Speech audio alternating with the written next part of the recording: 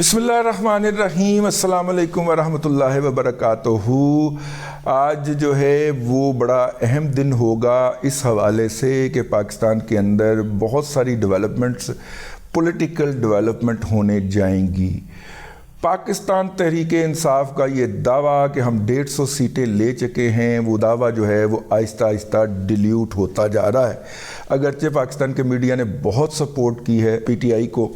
और पीटीआई को जो है वो पाकिस्तान के कुछ सहाफ़ियों ने भी सपोर्ट किया है। जिनका ये उन सहाफ़ियों ने क्यों सपोर्ट किया है, आउट ऑफ वे जाके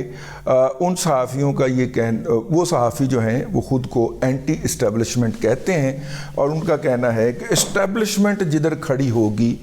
वो उसके मुखालफ खड़े होंगे, भले उन्हें इबलीस के साथ ही क्यों ना खड़ा होना पड़ जाए।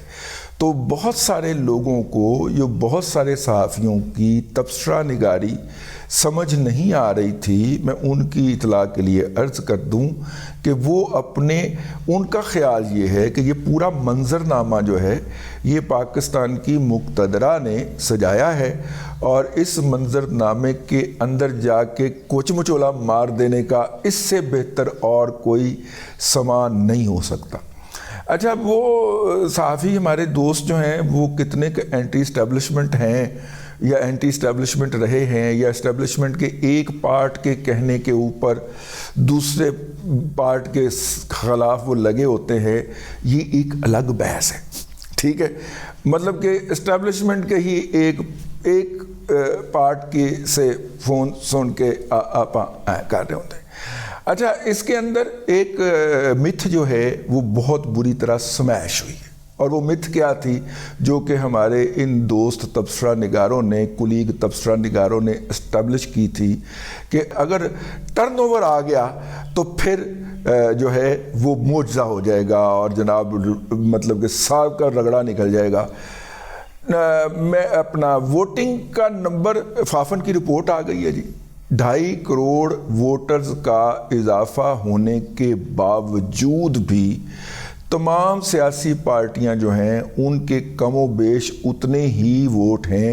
जितने कि उन्होंने 2018 के इंतखाबात में हासिल किए थे। PMLN के वोट का 4 लाख बढ़ जाना, 4-5 लाख बढ़ जाना, और पीपल्स पार्टी का भी 4-5 लाख वोट बढ़ जाना एक नेचुरल ग्रोथ है, और पीटीआई के वोट टोटल हासिल किए गए नंबर ऑफ़ वोट्स का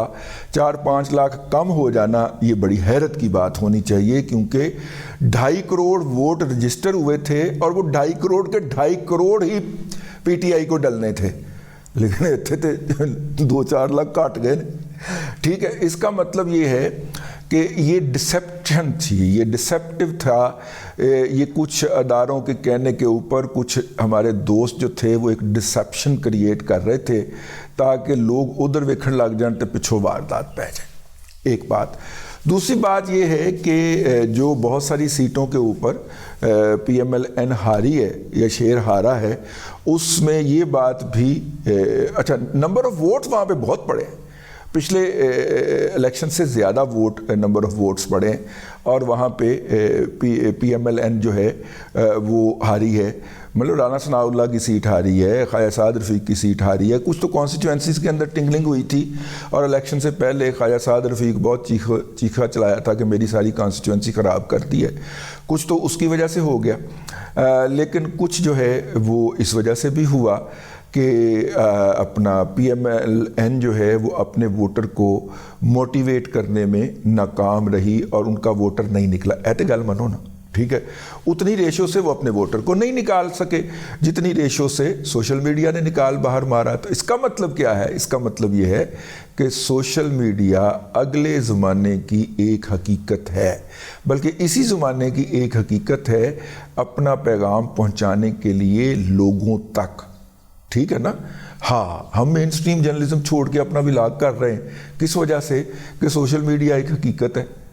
और इसके साथ हमारा रिज़्क भी जुड़ा हुआ है। ठीक है ना? तो इसका मतलब है कि ये रवायती सियासत करने वाली पार्टियां जो हैं, जिनके या सियासतदान जो हैं,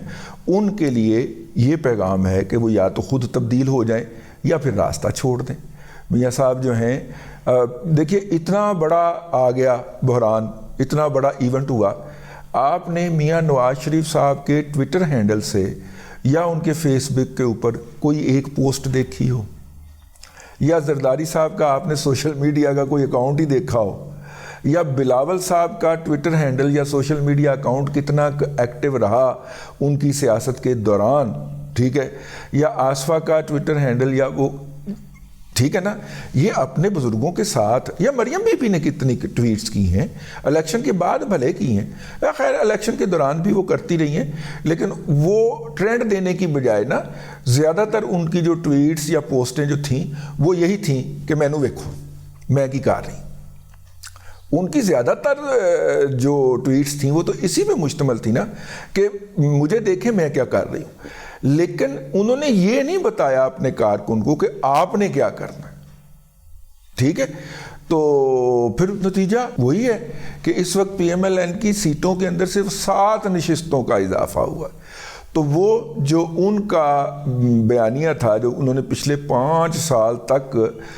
رگڑا ہے جو بیانیہ کہ ہمارا مینڈیٹ 2018 کے اندر چوری کیا گیا تھا، وہ تو نہیں ثابت ہو سکا نا۔ مطلب 2018 کے اندر، اگر 2018 میں آپ سے یہ 7-8 سیٹیں چھینی گئی تھیں، لیں جی وہ آپ کو واپس ہو گئیں، فیئر الیکشن ہو گئے، آپ کو وہ سیٹیں واپس ہو گئیں، مطلب پچھلی سیٹوں کی نسبت 7-8 سیٹوں کا ہی فرق پڑا ہے نا پی ایم ایل این کے، 8 نہیں 12 کا، 60 تھیں تو اب 73 پہ ہیں، تو 13 کا فرق پڑ گیا، تو یہ 12-13 سیٹیں آپ سے چھین لی گئی تھی، وہ آپ کو واپس مل گئیں۔ ان الیکشن کے اندر اگر نمبر آف سیٹ کے حوالے سے اب تک دیکھا جائے تو سب سے بڑی لوزر پی ٹی آئی ہے، لیکن پھر بھی وہ سنگل لارجسٹ پارٹی کے طور پہ لیڈ کر رہی ہے فرنٹ سے۔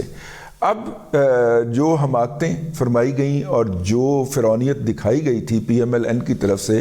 نشستوں کی تقسیم کے اندر، وہ ان کے منہ پہ آ کے وجی ہے، واپس مڑ کے منہ پہ وجی ہے۔ جنہوں نے لوگوں کی نشستوں کا فیصلہ کیا تھا وہ خود الیکشن ہار گئے،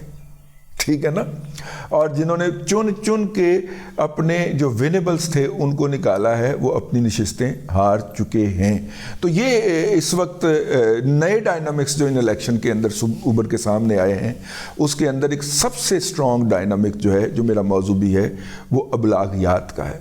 اگر آپ اپنے ورکر کے ساتھ ریگولر بنیاد کے اوپر موجودہ دور میں مروج ذریعے سے نہیں کر رہے تو آپ الیکشن سے پہلے ایک دن پہلے بھلے